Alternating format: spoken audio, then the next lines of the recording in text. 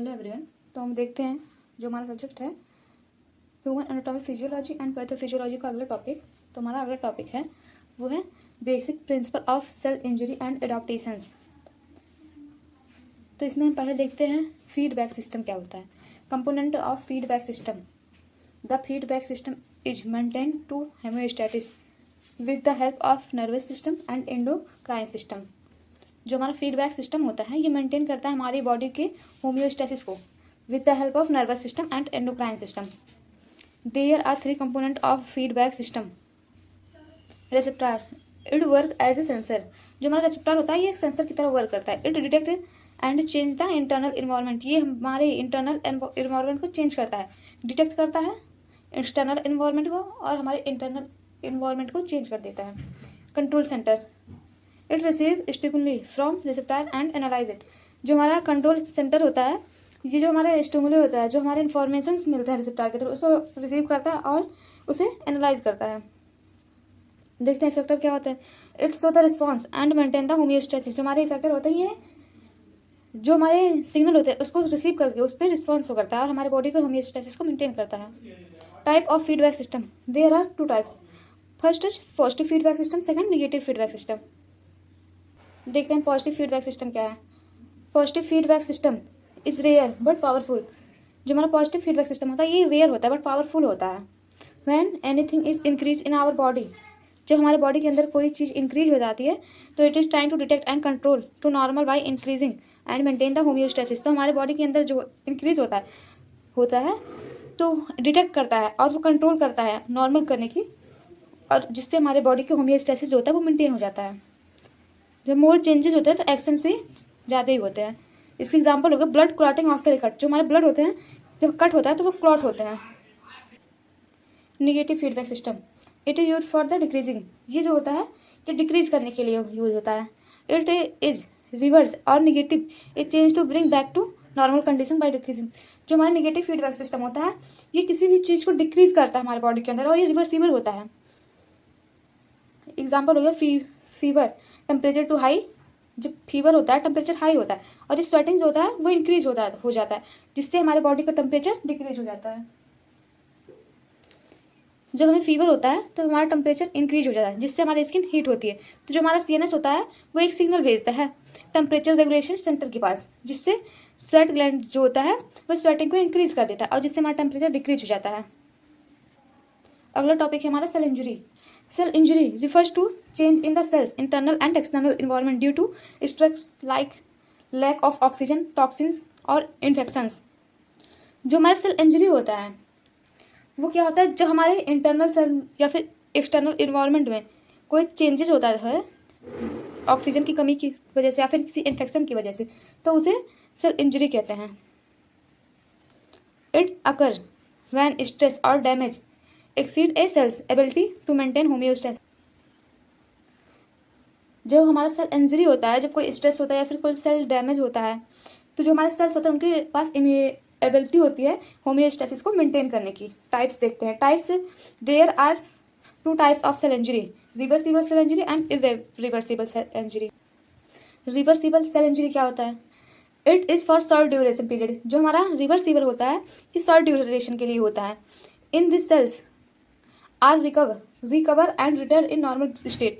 जो हमारे सेल्स होते हैं वो डैमेज होने के बाद रिकवर हो सकते हैं और अपने नॉर्मल स्टेट में वो रिटर्न होते हैं।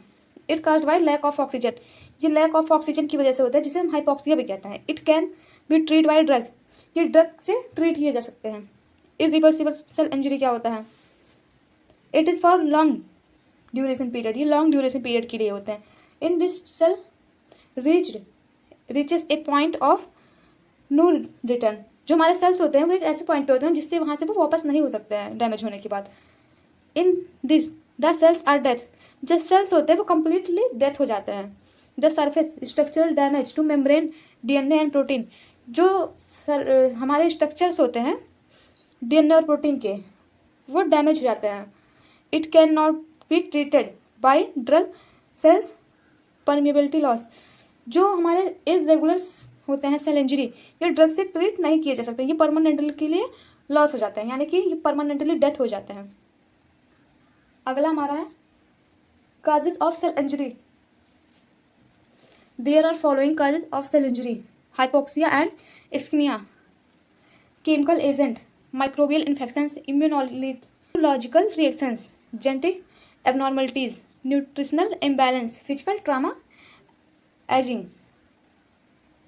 हम देखते हैं हाइपोक्सिया या फिर इस्कीमिया क्या होता है। It is the type of cause of cell injury. ये जो होता है सेल इंजरी के टाइप्स होते हैं। It is the type of causes of cell injury. जो हमारे सेल इंजरी होते हैं उसके जो काजेस होते हैं उसके ये टाइप्स होते हैं: लॉस ऑफ ऑक्सीजन और reduce the blood supply, the most common cause of cell injury. जो हमारे ऑक्सीजन की कमी होती है जिसे हम हाइपोक्सिया कहते हैं, और जो हमारे ब्लड सप्लाई की कमी होती है जिसे हम इस्कीमिया कहते हैं, ये कॉमन काज होता है सेल इंजरी का। केमिकल एजेंट देखते हैं क्या होते हैं इसके कॉजेज में। In this condition the chemical substance और ड्रग में काज सेल इंजरी। जो हमारे केमिकल सब्सटेंस होते हैं या फिर ड्रग जो होते हैं वो जब सेल इंजरी काज करते हैं तो केमिकल एजेंट सेल इंजरी होता है वो। इसके एग्जांपल हो गए पॉइजनिंग सब्सटेंस अब्यूज, यानी कि जब कोई पॉइजनिंग सब्सटेंस कोई खा लेता है तो वो हमारे बॉडी में सेल इंजरी कॉज करता है। ड्रग एब्यूज, ओवरडोज, हम ओवरडोज ड्रग ले लेते हैं तो वो सेल इंजरी का कॉज कर देता है। Microbial infections, various type of microbial like virus, bacteria, fungi, parasites cause directly damage और कॉज हार्मफुल इन्फ्लामेटरी रिस्पॉन्स। जो हमारे माइक्रोबियल इन्फेक्शंस होते हैं इसमें डिफरेंट टाइप के माइक्रोब्स होते हैं, जैसे कि वायरस हो गए, बैक्टीरिया हो गए, फंगी हो गए, पैरासाइट्स हो गए। जब इनकी वजह से हमारे सेल डैमेज होते हैं और inflammatory response, harmful inflammatory response होता है तो वो हमारे बॉडी में सेल इंजरी कॉज कर सकता है। इम्यूनोलॉजिकल रिएक्शंस क्या होते हैं? Immunological reactions, immune response, auto immune disease और allergic reaction can cause the cell injury. जो हमारे इम्यूनोलॉजिकल रिएक्शंस होते हैं ये क्या होता है, जो हमारे बॉडी के ऑटो इम्यून डिजीज जो होते हैं वो हार्मफुल रिस्पॉन्स को करते हैं, और जो रिएक्शन होते हैं एलर्जिक वो भी हमारे लिए हार्मफुल होता है। तो इस तरह से भी इसके द्वारा भी सेल इंजरी कॉज हो सकता है। Genetic abnormalities by the defects in genes और chromosomes cause the cell injury. जो जेनेटिक एबनॉर्मलिटीज होता है इसमें क्या होता है, हमारे जीन्स जो होते हैं या फिर जो क्रोमोसोम्स होता है उसके डिफेक्ट्स के द्वारा भी सेल इंजरी कॉज हो सकता है। In this cell injury caused in child by the parents. Genetic abnormalities जो होती हैं उसमें क्या होता है कि जो चाइल्ड होता है उसमें पेरेंट्स के द्वारा सेल इंजरी कॉज हो सकता है। Nutritional imbalance, in this type the deficiency of nutrients cause the cell injury. यानी कि जो हमारे बॉडी होती है जब इसमें न्यूट्रिशन की डिफिशियंसी हो जाती है तो ये भी कॉज कर देता है सेल इंजरी को। इसके एग्जांपल हो गया डिफिशियंसी ऑफ प्रोटीन हो गया, डिफिशियंसी ऑफ मिनरल्स हो गए। अगला हमारा physical agent. The physical agent cause the cell injury like radiation हो गए, बर्निंग हुआ, इलेक्ट्रिक शॉक हो गया, रोड एक्सीडेंट। जो हमारे फिजिकल इंजरी एजेंट होते हैं वो भी हमारे बॉडी में सेल इंजरी कॉज करते थे, जिसके एग्जांपल हो गए रेडिएशन हो गए, बर्निंग हो गए, इलेक्ट्रिक शॉक के द्वारा भी हो गया, रोड एक्सीडेंट्स के द्वारा भी सेल इंजरी कॉज होता है। Cellular sensation leads to a diminished capacity of cells to replicate and repair cause cell injury. जो हमारे एज होते हैं वो भी इफेक्ट करते हैं हमारे सेल के रिप्लिकेशंस पे, उसकी रिपेयरिंग पे, तो उसके द्वारा भी सेल इंजरी कॉज हो सकता है। Pathogenesis of cell injury the normal cells by one और more of these etiological agent may result in state of reversible or irreversible cell injury। जो हमारे नॉर्मल सेल्स होते हैं वो उसमें क्या होता है, एक या एक से अधिक जो पॉजिटिव एजेंट होते हैं वो हमारे सेल्स में रिवर्सिबल या फिर इरिवर्सिबल सेल इंजरी कॉज करते हैं। There are following mechanism are involve. इसके मैकेनिज्म देखते हैं कौन कौन से हैं। सेल मेम्ब्रेन डैमेज हो गया, माइटोकॉन्ड्रियल डैमेज हो गया, राइबोसोम्स डैमेज हो गए, न्यूक्लियर डैमेज हो गए। जब हमारे बॉडी में एक्सीमिया कॉज होता है, यानी कि जब हमारे बॉडी के अंदर ब्लड की सप्लाई लो होती है तो O2 सप्लाई डिक्रीज हो जाती है। Mitochondrial damage, mitochondrial affected, decrease oxygen phosphorylation, यानी कि जो हमारे बॉडी में ऑक्सीजन फास्फोराइलेशन का प्रोसेस होता है वो भी डिक्रीज हो जाता है। उसके बाद में क्या होता है, हमारे बॉडी में जो सोडियम और पोटेशियम एटीपीज पंप होते हैं वो भी डिक्रीज हो जाते हैं, जिस सोडियम और वाटर का इन्फ्लक्शन इंक्रीज हो जाता है, और जो हमारे पोटेशियम होते हैं वो भी एक्सफ्लक्स होते हैं, यानी कि इन्फ्लक्स होते हैं, और जिससे हमारे बॉडी में सेल स्वेलिंग कॉज हो जाती है, जो भी एक सेल इंजरी होती है। सेकेंड हमारा क्या है, एनारोबिक रिस्पायरेशन जो होता है वो इंक्रीज हो जाता है, जिसके द्वारा दो कंडीशन होता है। पहला तो होता है ग्लाइकोजेनेसिस, जो हमारे बॉडी में होता है वो इंक्रीज हो जाता है। दूसरा हमारे बॉडी का पीएच जो होता है वो डिक्रीज हो जाता है। जब ग्लाइकोजेनेसिस होता है इंक्रीज, तो हमारे बॉडी में जो ग्लाइकोजन होते हैं वो डिक्रीज हो जाता है, और जो हमारे बॉडी में न्यूक्लियर क्रोमैटिन होता है उनका क्रम्पिंग होने लगता है, और जिसके द्वारा सेल डेथ हो जाता है। इसमें अदर इफेक्ट क्या शो होता है, डीअटैचमेंट ऑफ राइबोसोम्स, जो हमारे राइबोसोम्स होते हैं उनका डीअटैचमेंट होता है, और जो हमारे बॉडी में प्रोटीन सिंथेसिस होता है वो डिक्रीज हो जाता है, जिसके द्वारा लिपिड डिपोजिशंस होते हैं। हमारा है morphology of cell injury. Cell injury की मॉर्फोलॉजी क्या होते हैं? The morphology of cell injury refers to the structural and functional change in the cells when damage by the stress, toxic और पैथोजेंस। जब हमारे बॉडी के अंदर कोई भी सेल डैमेज होता है स्ट्रेस से या फिर टॉक्सिन से या फिर पैथोजन से, तो उसके स्ट्रक्चर और उसके फंक्शंस में चेंजेस हो सकते हैं। वही होता है हमारे सेल इंजरी का मॉर्फोलॉजी। देखते हैं सेलुलर अडाप्टेशन क्या होता है। It is reversible process. ये एक रिवर्सिबल प्रोसेस होता है। The cells change their size, metabolic activities और functions is response to environmental changes.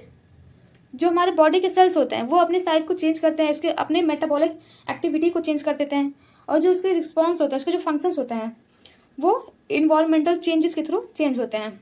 There are 5 types of cellular adaptations. इसके 5 टाइप्स होते हैं सेलुलर एडाप्टेशन के। पहला जो होता है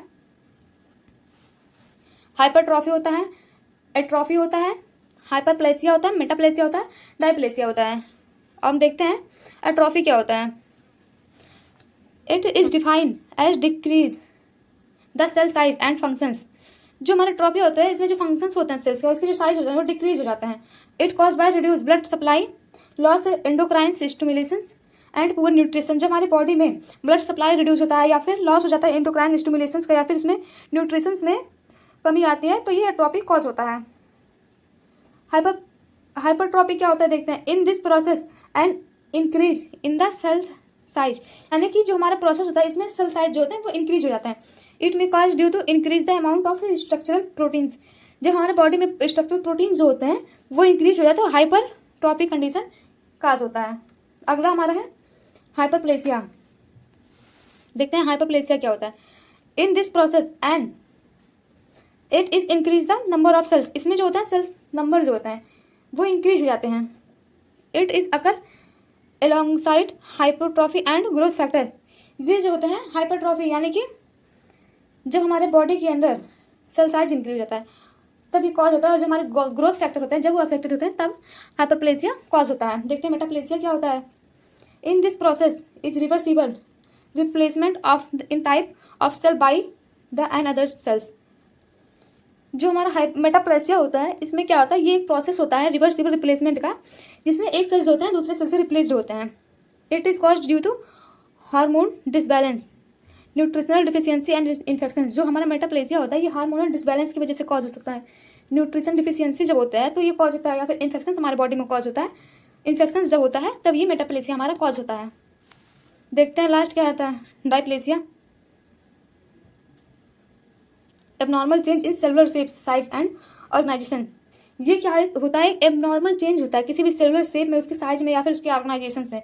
it occur due to irritations and prolonged inflammation. जो हमारे बॉडी में इरिटेशन या फिर कोई प्रोलॉन्ग्ड इन्फ्लामेशन कॉज होता है तब ये हमारा क्या होता है डायप्लेसिया, तब डायप्लेसिया हमारा कॉज होता है। It occur with the metaplasia and hyperplasia. जो हमारा डायप्लेसिया होता है ये जो हमारी बॉडी में मेटाप्लेसिया एंड हाइपरप्लेसिया कॉज होता है उसी के साथ ही हमारा डायप्लेसिया भी कॉज होता है। देखते हैं फिगर। ये हमारे हो गए नॉर्मल सेल्स। यहाँ पे हमारे सेल का साइज जो होता है डिक्रीज हो जा रहा है, जिसे हम कहते हैं एट्रॉफी। इसमें हमारे सेल नंबर जो है वो इंक्रीज हो जा रहे हैं, जिसे कहते हैं हाइपरप्लेसिया। ये हमारा है चौथा स्टेज। हाइपरट्रॉफी, जिसमें सेल का साइज इंक्रीज हो जा रहा है। मेटाप्लेसिया होता है, इनमें सेल्स के कन्वर्जन होता है, यानी कि जो सेल्स होते हैं वो एक दूसरे से रिप्लेस्ड होते हैं। लास्ट हमारा है डायप्लेसिया, जिसमें डिसऑर्डरली ग्रोथ होते हैं।